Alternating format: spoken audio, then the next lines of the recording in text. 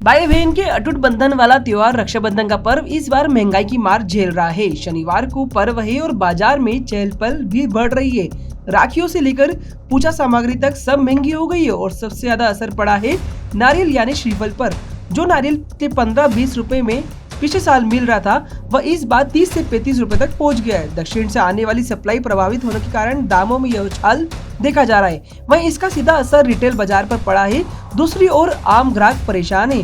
पूजा के लिए आवश्यक होने के कारण श्रीफल को टाला नहीं जा सकता, लेकिन एक नारियल के लिए 30 से 35 रुपए देना मध्यम वर्गीय परिवारों को अखर रहा है।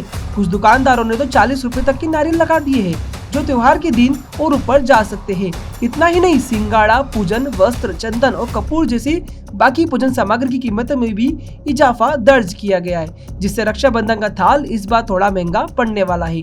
रक्षाबंधन की मिठास इस बार कुछ महंगी जरूर पड़ रही है।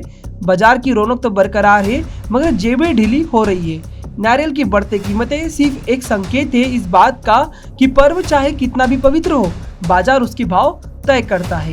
इस बार सर बहुत महंगे हैं। हमको सिर्फ 1 रुपये 2 रुपये मार्जिन मिलता है और उसमें भी है ना लोगों भाव पूछ के चले जाते हैं, क्योंकि महंगा इतना हो गया। और आगे से अगर हमको महंगा मिल रहा है तो हम तो महंगा ही बेचेंगे। कितना महंगा? वहाँ पर अपने को 3600 का ये पड़ रहा है 120 का, और अपने को 4200 का ये पड़ रहा है। अपने को 27-28 घर में ये पड़ रहा है 160 वाला, और ये वाला पड़ रहा है अपने को मतलब है ना 32-33 रुपये।